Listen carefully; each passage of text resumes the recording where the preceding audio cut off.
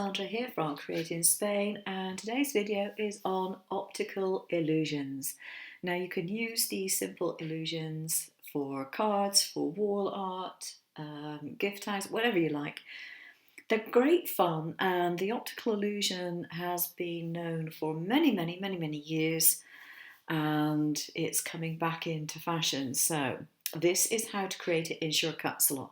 There will be other softwares readily available that can do it, and if you're familiar or more familiar with other software, then by all means just use the idea and do it in whatever software you like. But I'm familiar with Shortcuts a lot, I know how to do it, and that makes life easy as far as I'm concerned. Now I have 3 shapes, and what I want to create is a pulsing heart, and this is actually very simple to do. Now you notice I have a very narrow line here. This is actually a rectangle that I sized to 2 millimeters wide. I'm going to take this rectangle and I'm going to duplicate it. So go to Object and Duplicate. And I want to avoid the vertical spacing, so I'm going to put a 0 in there. And I want it to be 0.1 centimeters or 1 millimeter apart, very close together. And then all I do is move my box out the way and just click on this number of columns to get a swatch which is big enough for my particular purpose, which is about that. Yeah, and group it. There we go. Now I'm going to take this one and I'm going to duplicate this so that I have at least 4 of them, because I'm always needing more than I have actually got. Duplicate, so I'm going to do 2, 3, and 2. Okay. I'm going to group those and move them up there. Actually, I'll move them slightly to one side. Right, ungroup. Now I'm going to take 3 of these and I'm going to put them over the various hearts. So I'm going to take this one and this one and whoops, this one. Now you can see I'm running out of space. So what I'm going to do is to take this one here and move that one out of the way for the time being so that I can move these down. Now this one is going to be my middle one. This is going to be my standard version, okay? So I've got those 2 there.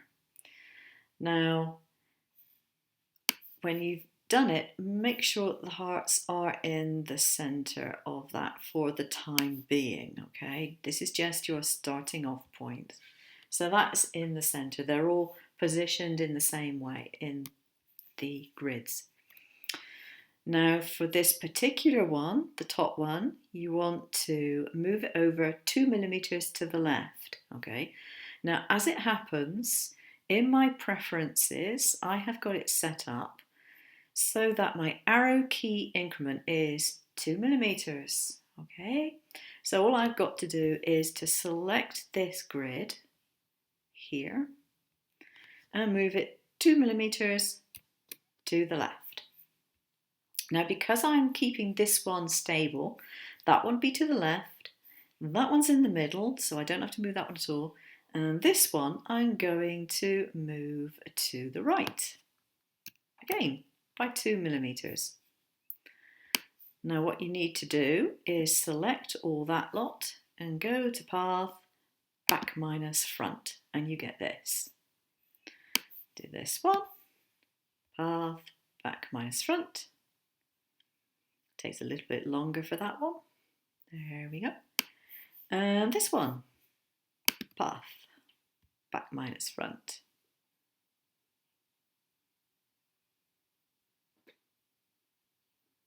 You can do it. Come on.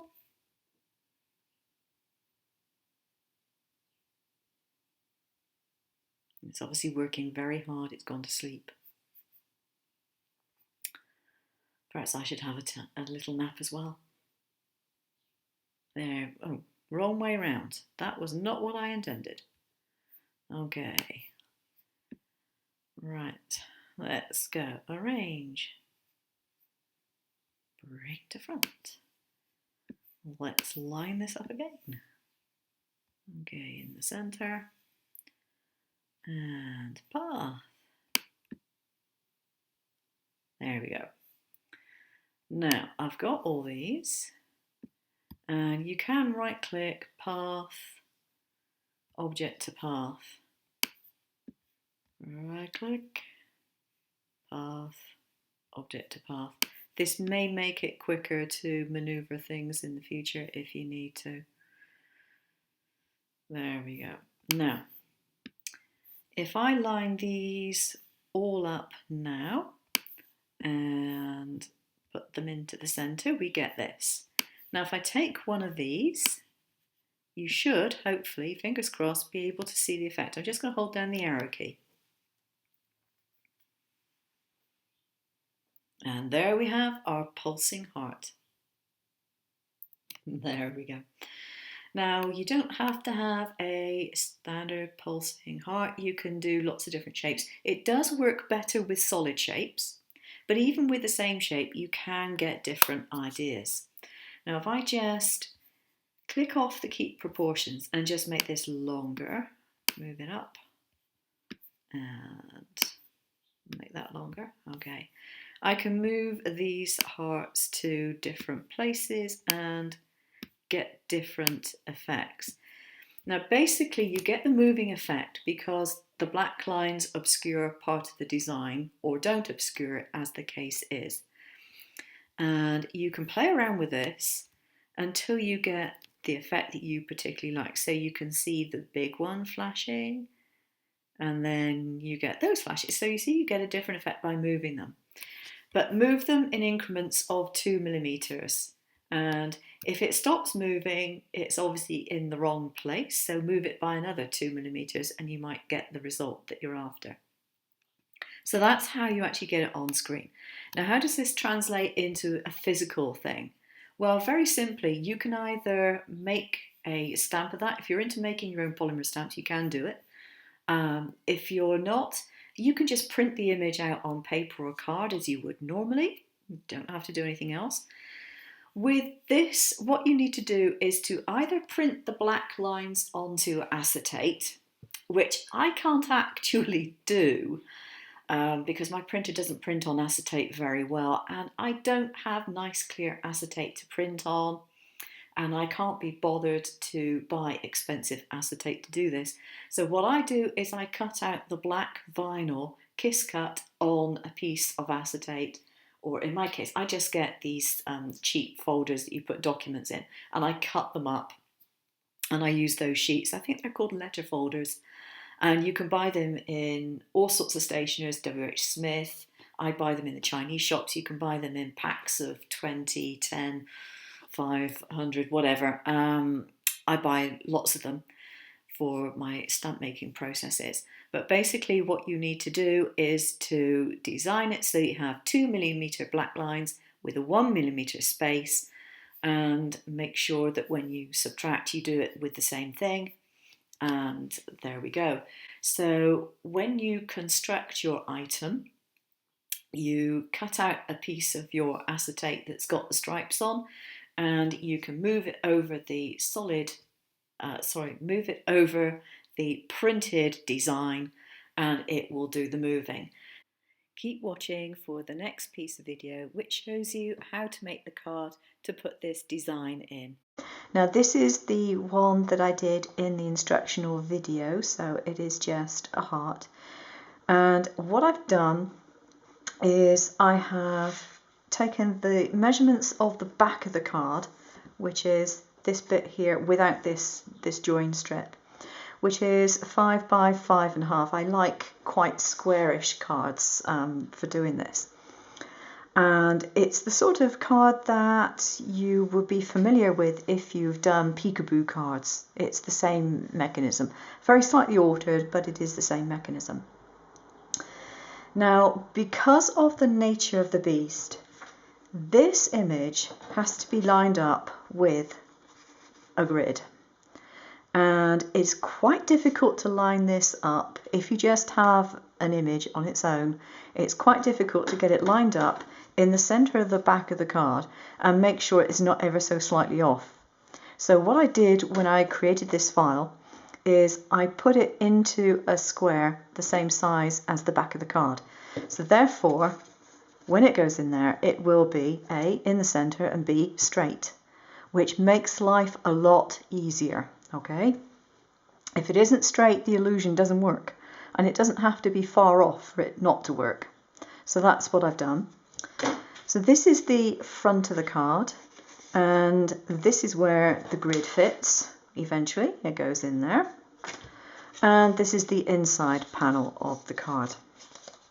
So first things first, what I want to do is to put the back onto the inside panel. I always like to do this bit first, and because I am prone to getting things a little wrong when I glue them, I'm not going to use tape for this. I'm going to use glue, because I know if I use tape, I'm bound to stick it in the wrong place and end up in a right mess.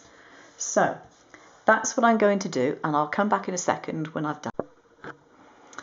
Okay, so I've got the back stuck onto the inside panel. The next bit is to fold this down and to glue it and to stick it front edge to the front.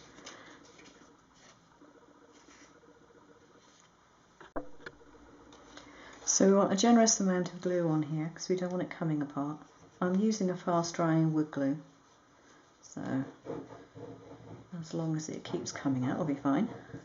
Make sure you put a reasonable amount around the window and certainly on the edge for the fold. So basically give it a good coating of glue. Now this has to go top edge to top edge of this one. So if you put your fingers through the window and then line it up with the top, hopefully it will be in the correct place. And that's, I think, not bad. So give that a good press down.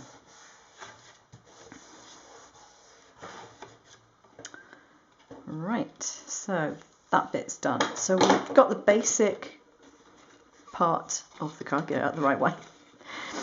So we have the front, we have the inside, we have the back, and this is where all the magic happens. Now I need to put my design in here. Now bearing in mind my card at the moment is upside down, it needs to go that way, so I need to glue that into there. Right, I'm going to use first of all a temporary tape snail to make sure it's positioned where I need it to be and that it's straight. Yep. And then I can use the permanent one to put around the edges. And then I'm going to just close this up and rub down. I don't want to rub over the white and the ink because I know what happens if I do that. I'll end up smudging it. If I turn it around the right way, we now have the image in the center of the window, and we have the back of the card here, and all we need to do to make the card work is put the grid in. And it's a lot easier to actually put the grid in last than it is to put it in first and then try and match up the image. That's what I found anyway.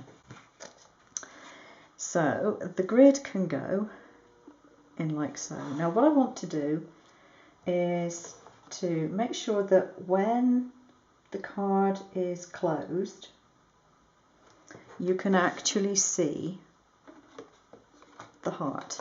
So I'm going to use this, this temporary thing, just to put a little, actually what I'll do is I'll put it just here, if I can.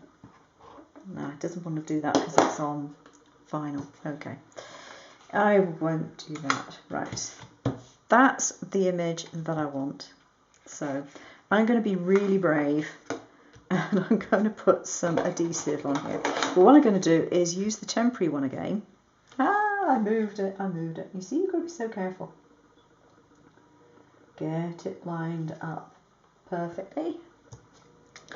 Actually, what I'll do is I'll put the adhesive on, then I'll line it up. That would be the best bet, wouldn't it? And so I'll put some temporary adhesive on here and some temporary adhesive on there. I can make it permanent afterwards, but I can't sort it out. If I do it wrong, I've had it.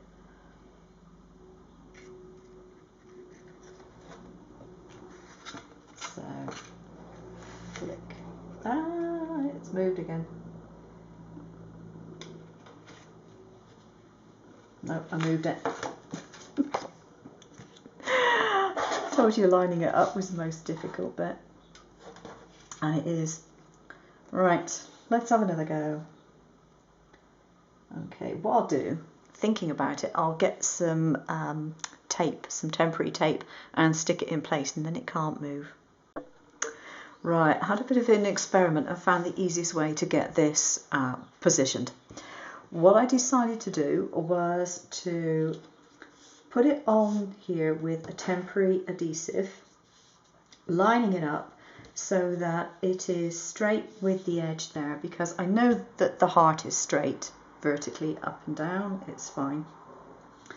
So if this is at least straight, that's one battle sorted out. So I put it down with a temporary adhesive, and because I'd put adhesive on the other side before, which I shouldn't have done it, it was a mistake.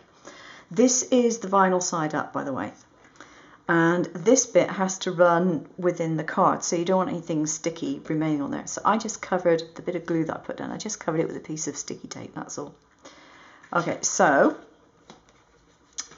we put it in like that, and I get the heart there and there.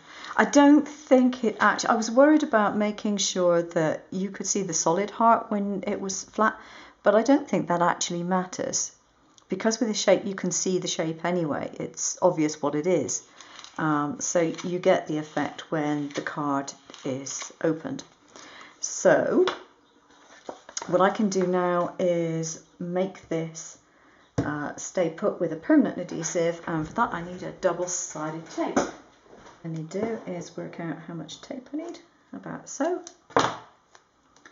And because this was temporary, I can peel it up and I can put my tape down.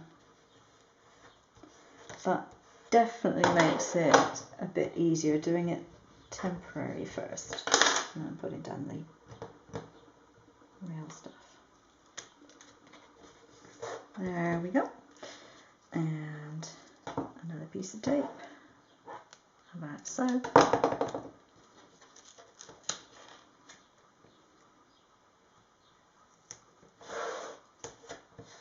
Put that down. I hope all this has been in frame. I shall try if it isn't. No.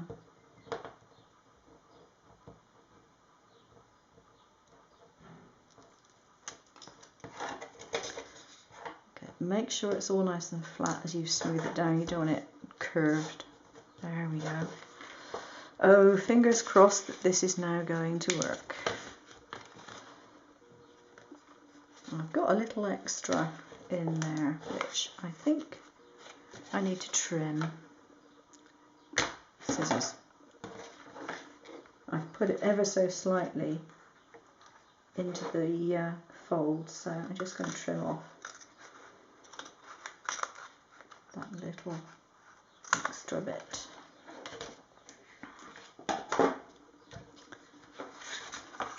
Maybe the secret is just to put it, to the fold, and if you've got that straight, you've got that straight, and that's it, and not to worry about which bit the design shows, because now I've got the small heart in, which is fine.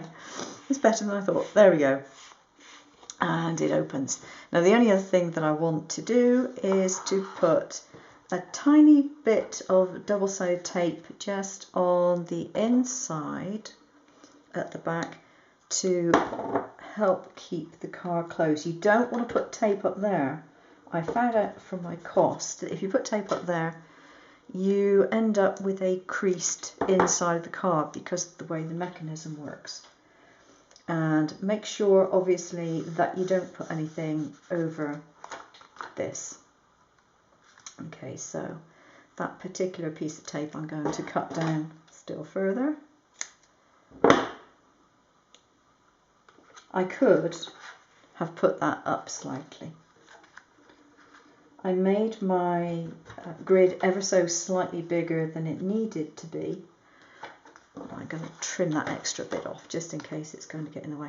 I made it slightly bigger than it needed to be because if I do some different designs, I can use a bigger grid and cut it down. I can't make it bigger once I've cut it, so that's my logic. And just take off. I definitely have a love-hate relationship with double-sided tape. There we go. Right. So that can go in and that can now close. There we are. It does help the mechanism a little bit. And that's it. So that's the basic card done. I do have a couple of little frame bits to stick around the outside. I decided I would go subtle this time. Not like me, perhaps, but I decided I would go for subtlety on this particular one. So just use some glue on the frame. I thought about doing bright pink and I thought, no. Okay, get that. There we are.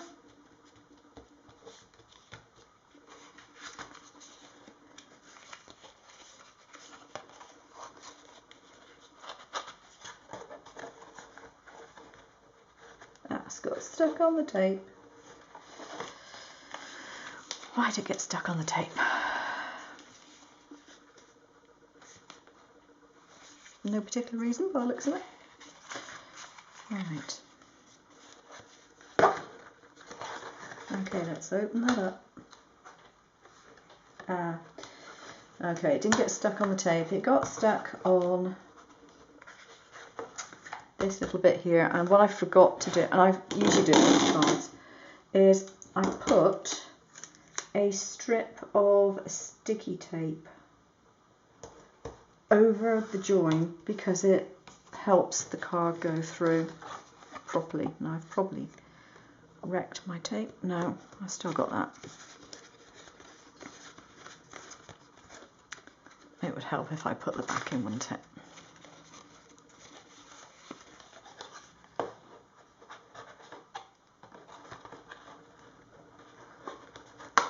No, for some reason it is catching. Right. It's catching on this bit of sticky stuff here. It's going to be one of those days, obviously. Right. Okay. Let's sort that out. Make sure that's nice and flat. See, don't you just like it when people doing demonstrations actually get it wrong as well? We're human. That one actually appears to be okay, so I think I'll leave that one alone at the moment. Right, let's just see. I can afford to take off just a little bit off of there, and that may well help. Just get off just a fraction. Right. Okay, the bottom bit is sticking, but I haven't got any sticky stuff on the top one. So, double-sided tape again. And this time I'm going to make sure, whoop. It is one of those mornings, obviously, this morning. Everything's going to go in the wrong place. Right. Okay, let's take another piece and put it right in that corner so that it doesn't interfere with anything. And hopefully the actual backing comes off, not taking the tape with it. Ah, got it. Right. Okay, third time lucky. Now,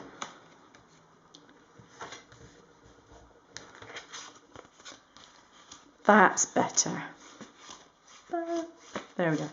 Right, okay, we're sorted. And put my little decor pieces on the inside as well. Actually, just before I do that, I just check I like the colour on that. Not first, but it'll do. This is only a demonstration card. It'll do. Right. So little frame around there.